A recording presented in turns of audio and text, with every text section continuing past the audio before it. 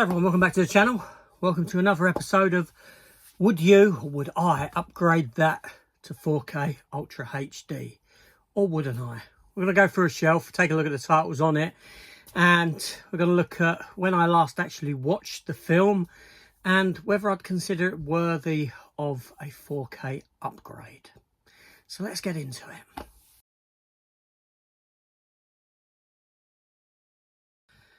Hi everyone, I bring these videos to you every 2 weeks. Today I'm going to look at this shelf here.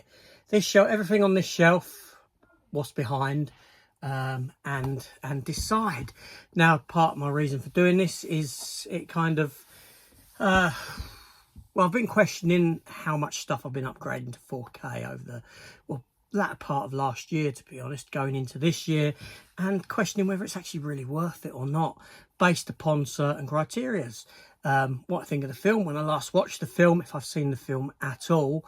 Yeah, but I'm going to be lazy today because I don't really want to move. I don't want to get no stuff around. The shelf here is easy. It's a selection of titles. It's, it's not alphabetical. It's nothing like that. It's just as it comes, and we will, we'll take a look. So let us begin. So clearly, first off, I do have some 4K stuff here. So I've got the Back to the Future series on 4K in this lovely box here. Not only that, I actually have them as individual steelbooks as well. The steelbooks in here are the ones where they join up to make the DeLorean across the 3 different timelines, which I don't particularly like as steelbooks, to be honest. I could do it maybe selling them on and sticking the actual proper art steelbooks into here, but I haven't done that as of yet. Great films. Not regretted having upgraded them to 4K at all. And the same goes for this set here. I got this Transformers set when it was going considerably cheap. They're all steel books within. Now, for the most part, I like the Transformer franchise. Most of the films in here I do get on with the exception of The Last Night. All the others I can watch and enjoy on varying degrees of, of enjoyment level. But yes, they're good cinema in a sense, good popcorn cinema. And then next up we have the Spider-Man Into the Spider-Verse. But in there I have Into the Spider-Verse and Across the Spider-Verse. Again, I considered these worthy of special collector's editions, they're great films. They are. I really like these films. I think they're really good. They are something special. So again, none of that stuff I had any doubt about upgrading to 4K. But we're going to go across this shelf here and we're going to take a look. So anyway, so first up is what we got here. Now this is still sealed, and I think it's a DVD set actually. It is a DVD set, and it is for Hellboy 2, The Golden Army, with one of the sort of figure things inside and a booklet. I've never opened it. Now, Hellboy 2, I do have on... I have it on Blu-ray, Hellboy 2, I have on Blu-ray. I've never upgraded them to 4K. I know they're available on 4K. The next 2 Hellboy films, the lesser 2, I do have as 4Ks. I've never felt the need, although I haven't watched these, the Hellboy films, the Hellboy 2, probably in well over a decade. I should really revisit them. I remember really enjoying Hellboy 2. And, I would say that if it's a nice transfer, it's probably worthy of a 4K upgrade. They're special effects movies, they're good movies, but I've never felt the need to go and do it. I don't know why. Maybe because I haven't watched them in so long. Maybe I should watch them again and then think, should I upgrade them? But at that point, I've eliminated the need to upgrade, because I have to then ask myself, when are you going to watch this again? Is it going to be another 10 years down the line? That's the thing, isn't it? There we go. Now, next up, we have, I'm going to move this up a shelf, actually. We have American Pie, like this set here. Now, this isn't the 4K set. This is the Blu-ray set. and I do have on order, and I think that by the time this episode airs, the others of these have been released, and I should have, the way it lands is that I should have the second one on 4K, not because I wanted it on 4K, but there was no Blu-ray option, unless I've come to discover that there is, and the third and fourth ones on Blu-ray in the same sets as these. I do like the American Pie films. I think they're very funny. I miss this kind of humour that when, you know, you don't get away with anymore. This was like, I traded some stuff in. I picked this up in CEX, but I was quite happy with this pickup. So that is something that, yeah, but I didn't see a need for the 4K. Like I said, the 4K of the second one would have just been out of lack of choice with that set, that edition, that special edition kind of thing. Now, the next up, now I'm a big fan. I'm a big fan of these. And this here I've got a few editions of this film. A couple of them are 4K. This one, however, isn't. This is Blu-ray Steelbook for that first Highlander film. I love Highlander. I do. I love the sort of the tragic nature of the story. I like the sort of romanticism of living through time and seeing the people you love grow old and pass away. There's a romanticism, a tragedy to it, and yeah, it's just a great film and a great franchise in its idea. I mean, the TV series, I love Adrian Paul TV show. I think it's fantastic. I really do, after you get through that first season at least.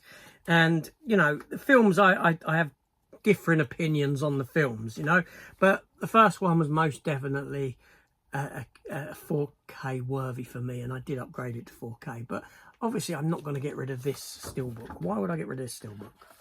Hey, no reason to get rid of that. Keep that. Okay, so next up we have Highlander 2. Now, I remember when Highlander 2 came out. I was in school. I remember the posters, the massive big billboards for it, and all of Highlander 2, you know, and then we got the film, and it is a mess of a film.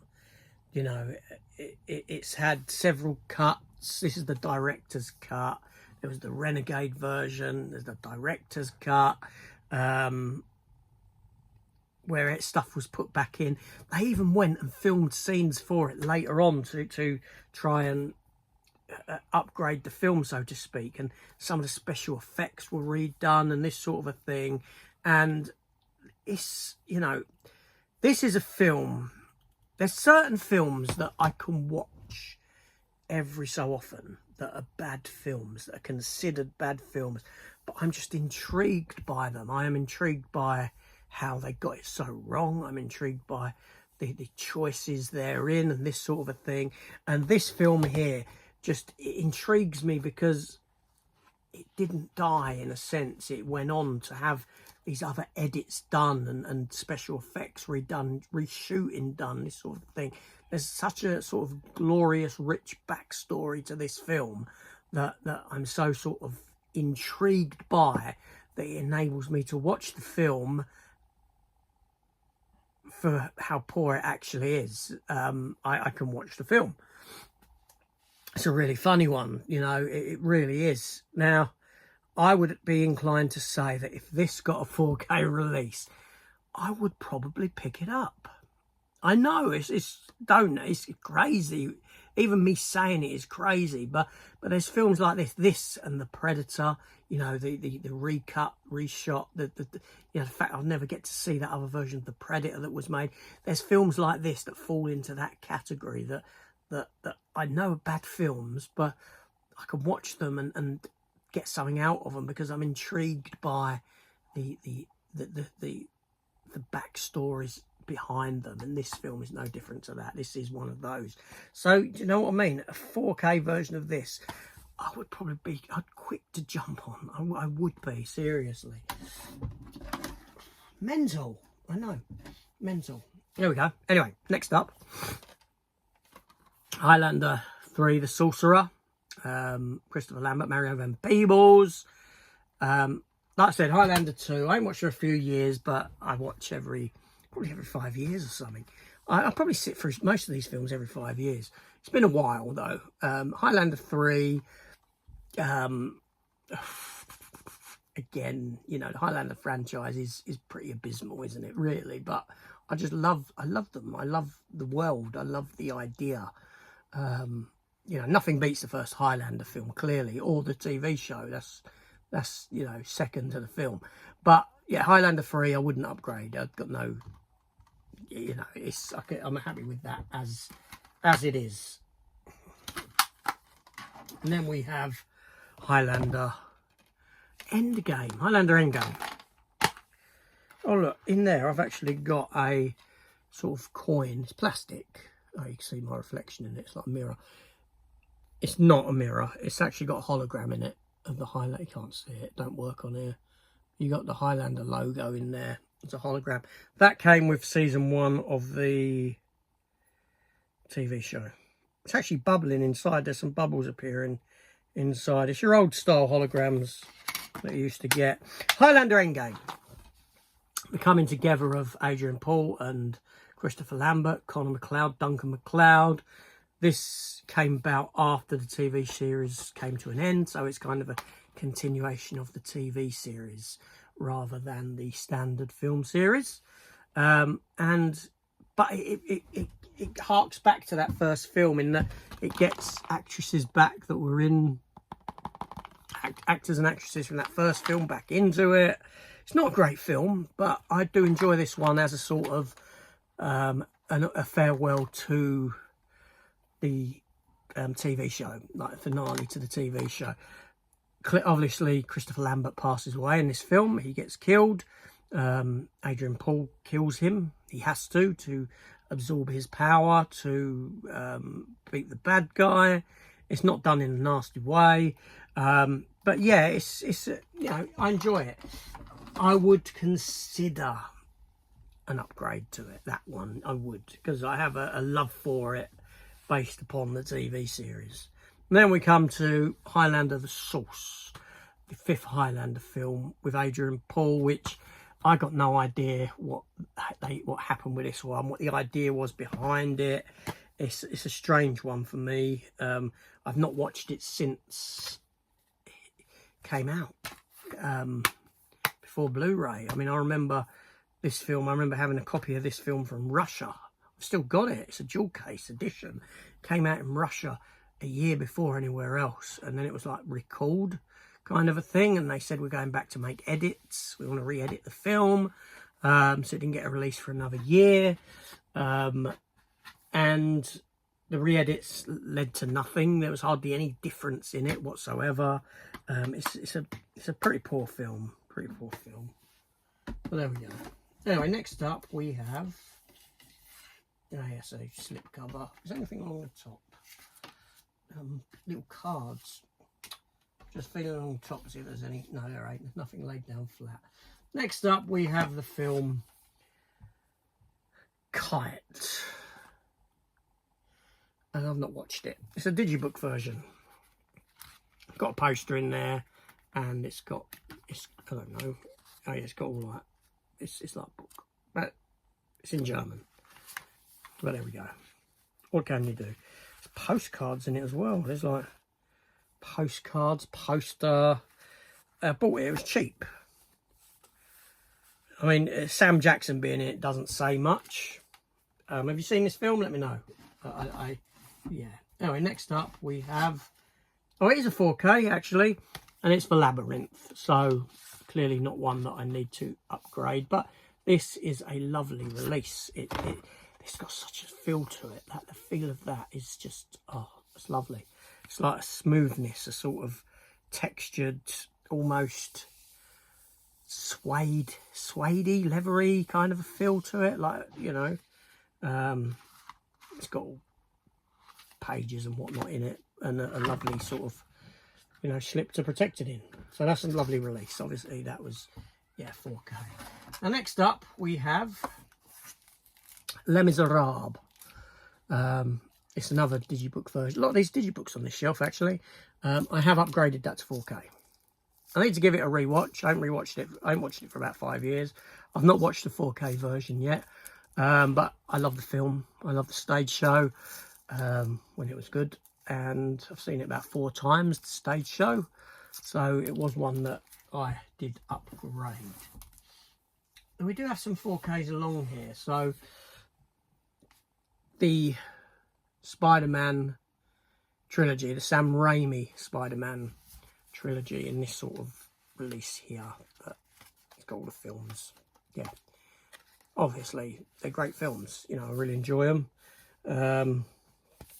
I've got all the Spider-Man films on 4K, with the exception of the Amazing Spider-Man 2, because the film has all these plot threads that lead to nothing. It's not a film I can watch, which is a shame, because Andrew Garfield gives a fantastic performance as Peter Parker Spider-Man. But the film itself, because I can watch the first Amazing Spider-Man film, but the second one, because it doesn't go anywhere, as in, you know, all the setup isn't paid off in any way, shape or form, I just find it a pointless watch now. But yeah, there we go. Next up, we have X-Men Days of Future Past. Now, you'd probably think, yeah, this is 4K worthy movie. And very much so, but I haven't got it on 4K. I do have Steelbook for it and that sort of a thing. I don't think it's a 4K Steelbook anyway. I've not paid any attention to it in that sense. I bought them when Zabby were doing them cheap, one with a lenticular. But my go-to version of this movie is the Road Cut, not the standard edition. So the Road Cut is only available as a Blu-ray. So, but I didn't get rid of none of my digibook versions. So yeah, it's not one that I 4K'd. Then we have Dunkirk in a nice digibook, and again one that I have picked up as a 4K. I did 4K this. I remember seeing it at the cinema. I loved the film. I thought it was great. I thought it was tense. Yeah, I watched it maybe 2 years ago, but like I said, I have 4K'd it. Then we have Gone Girl. I'd never seen this film. I bought this edition of it to watch. I did watch it probably about 5 years ago. Haven't watched it since. It was good. But I wouldn't, no, 4K, no. That is just a Blu-ray. Now, next up, we have the Men in Black Trilogy. Now, this is the only way I've got this. I haven't got 4K of this. I haven't watched these in a good few years, actually. I've got this edition here, digibook. But again, I'm sure that these are all available as 4Ks. Sony, they must be. They really must be. Actually, I might have the third one on 4K, and I picked it up cheap for about £4. Maybe. I'd have to check the 4Ks. I'm not sure. But the first two, I don't. I love them. I think they're good.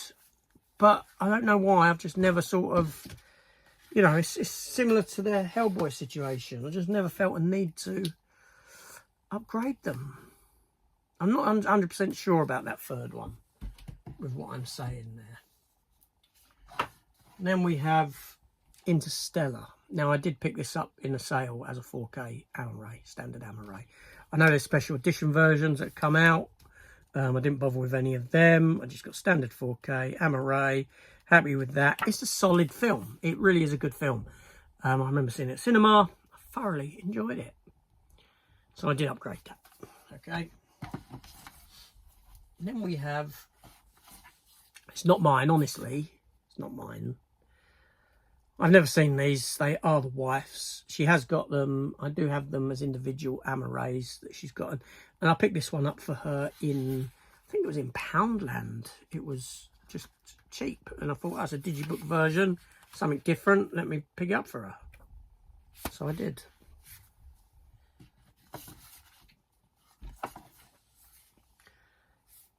And here we have The Elephant Man, story of John Merrick. Actually, his name was Joseph Merrick, not John Merrick. True story of the Elephant Man. He died at 27, didn't he? I bought this cheap. I've not watched it. I mean, I've seen the film back when I was a young lad, but never since. I don't know if I'd ever watch it again, to be honest with you. I don't know. It's one of those ones that if it was cheap, if it was carried a value, which it doesn't, I'd probably sell on. But there we go. Then we have Suicide Squad, which I do have in 4K. The first Suicide Squad film. It's been a few years since I've visited this. There's elements of the film I like. Other elements I don't. It's, yeah. I prefer the second one, the Suicide Squad. There we go. Then next up we have the Frighteners. Or, as this is a French edition that I got of the Frighteners in a tin. Comes in a tin like that. And it's like Digibook edition, poster in there. I know that this film has got a 4K. I think it's had some nice editions released, actually. I didn't feel the need to 4K it, and I've never watched it on Blu-ray. Never watched it on Blu-ray, but there we go. That's one of those things. Yeah, it's 3 discs in there. Cinema version, extended version. Yeah, I got that before the 4K came about for the film, just again, it was a bit different. Now the next one is a 4K, actually. Shadow in the Cloud. This is that one with Chloe Grace Moretz. A bit of a, yeah, it was a COVID film, wasn't it? I mean, you can tell a lot of the film was impacted by COVID in the way that they decided to film it and stuff. It's a German digibook. I can't read German, but you've got the app on your phone where if you hold the camera over the German writing, it will turn it to English for you. I went for this edition because I really loved the artwork. That you know, the sort of images that used to appear on the old World War II bombers. Yeah. So I like that edition. So that's why I got that. Next up we have DVD and Blu-ray of the movie Barbarian Queen. Yeah, it's one of those sort of Conan, sword and sorcery type of era movies that just, there was loads of them back then. I watched it when I got it. It was a blind buy. It's pretty rubbish, really, but there we go. There we go. And I'm going to bring one further down to sit with that, and it is Gore. I think there was a Gore 2 as well. Again, it's another one of those type of, you know, that era of film where it's sword and sandals type of nonsensical nonsense. But there we go. Next up is a 4K release. I haven't watched it in 4K though. Seriously, I haven't watched this in 4K. I'm going to take it downstairs and watch it. And it is Arnie in The Running Man Digibook edition. And we're getting a remake of this, aren't we? Kind of Running Man remake. Yeah, I enjoy this film. It's quite dated. It's very 80s, very dated. But, you know, it's as an Arnie film, it was great. I enjoyed the concept and whatnot. Next up, we have Barb Wire, Pamela Anderson. Now, this looks fantastic on Blu-ray alone, you know, without the 4K. I have upgraded it to 4K. I actually really enjoy this film. One of those movies, you know, it came out in '96. It's based upon a product or a property from Dark Horse Comics of a character called Barb Wire. These are not the first ones, but I do actually have, these were later on. I do have Barb Wire comics there.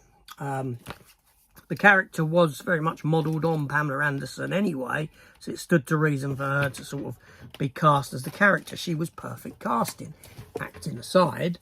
And yeah, I enjoy the film for what it is. like I said, I did upgrade. I got about 5 different copies of this. I got Arries, I got Steelbooks, I got this.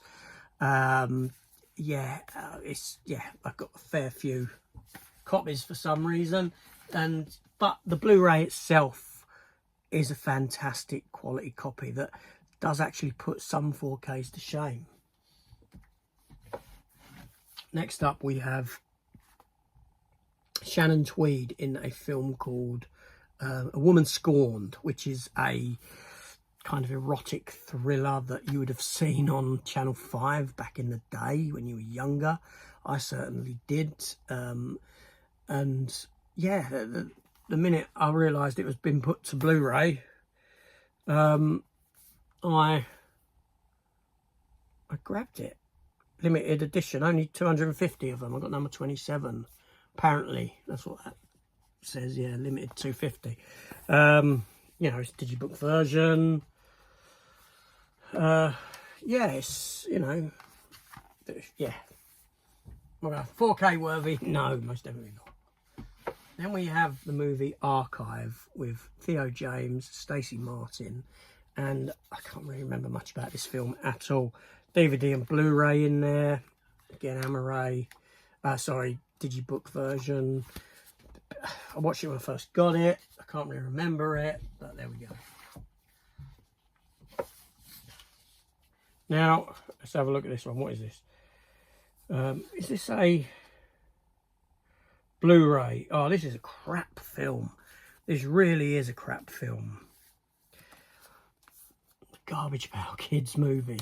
Garbage Pow Kids movie in a digibook version, which came out here in the UK, actually. Now, I used to, as a kid, I used to collect the Garbage Pow Kids cards. I remember I was there for you know, and I remember when this film came out, having it on pirate, and I'd rewatch it and rewatch it and rewatch it as a little nipper, and then one day it just sort of went away, but never to be watched again. And I picked it up on Blu-ray and I watched it, and it's atrocious, but it's for nostalgic reasons I bought it. There's a documentary on this as well, 30 years of Garbage Pow Kids, on a bonus Blu-ray, and that was part inspired the purchase for it, more for that documentary than for the film itself. But yeah, the watch of it was a few years ago, not long, 3 or 4 years ago, maybe 3 years. Then we have a 4K that I did get as a 4K, All Quiet on the Western Front. Great World War II film. Watch it in its original German. So that one, yes, that was bought as a 4K. And then we have Blu-ray, and this has got a 4K release, I believe, come out recently, not too long ago. Tell a lie, this is 4K. I did not know that. I picked it up in Germany. Dressed to Kill. I didn't know that was a 4K. How could I not know that? Brian De Palma, Nancy Allen, yeah, Michael Caine. Wow, I'm shocked that's a 4K. I am. There you go. But I ain't watched it in years. I haven't watched it as a 4K. Yeah. So I did upgrade that to 4K.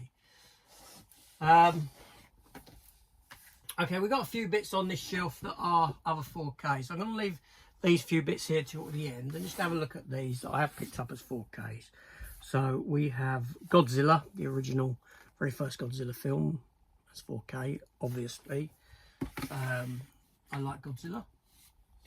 Then we have Godzilla, -1 Godzilla, 4K. Again, great film. And Galaxy Quest 4K Steelbook in there, which collector's set that really should go up to one of these other shelves. Yeah, but yeah, so they're 4Ks. Now, what about these other films I've got here? Now, first one I've got here is Honeycutter, the Western, with Raquel Welch, Robert Culp, Ernest Borgnine, Christopher Lee. Good film. We got it in this country. I think it was 88 films release of it. I did pick that one up as well. I double dipped on this movie. Good film. Yeah. I watched it maybe a year ago. About a year ago, I think. Then we have one that I do need to rewatch. I think this is just Blu-ray. But again, a film that I loved as a kid. And it's a digibook version. Harry and the Hendersons. Or Bigfoot and Hendersons. Because, you know, in this country, it was... In America, it was Harry and the Hendersons. In this country, Bigfoot and Hendersons. Because we wouldn't know what Harry was. We had to be spoon-fed it. E.T.-esque kind of story. But this was good. This was, yeah, I have a lot of fun with this film. I really do. I think it's quite emotional as well. The end kind of always sort of chokes me up a bit. You know, when you realise that they can speak and they say goodbye to him. And, you know, even when John Lithgow's nasty to him to try and get rid of him. Yeah, it's a good film. Harry himself was played by Kevin Peter Hall, who was the fella inside the Predator suit for Predator 1 and 2. He also done the TV series of Bigfoot and Hendersons as well. He passed away, though. He died of pneumonia. He contracted HIV through a blood transfusion that obviously was infected, and he lost his life to that fight, unfortunately, way back when. But yeah, this is a good film. It's a solid film. I don't know what the transfer's like. I've not watched it on the Blu-ray, and I'd be tempted by 4K of that. I would. I really would. And the next one, the last title on this shelf, is definitely 4K worthy for me. I would 4K this movie if the opportunity came about. Now, it's a Brian De Palma film. For some reason, it didn't do very well and people didn't like it. And I don't understand it, because I think it's a fabulous movie with a great soundtrack by, or a great score by Ennio Macaroni, or whatever his name is, Macaroni. His name always does my nuts in. Anyway, you know what I mean. He done the Untouchables tune as well. Mission to Mars. Gary Sinise. Tim Robbins. I watched this a year and a half ago, maybe. I love this film. I love the pacing. I love the effects. I love the ending, the realisation that we came from, you know, the aliens had seeded Earth, the Martians, this sort of a thing, and Mars was like Earth, and they left because of some disaster, ecological disaster and all this sort of a thing. Yes, that's a good film. For me, that's a good film, and that definitely would be 4K worthy for me, 4K upgrade worthy for me as well. Yeah, that's, you know, that's good. That's good. So there's a few titles there that I would, you know, Mission to Mars, Bigfoot and Hendersons. I'm just running through. Some that I've already upgraded, obviously. A couple of the Highlanders. I don't know, I've never done Hellboy. But yeah, a couple of the Highlander films. There's about 4 things in there I'd consider upgrading. And I know that some of them are very questionable. But that's what it's about. It's about personal opinion, isn't it? And what do you know what I mean?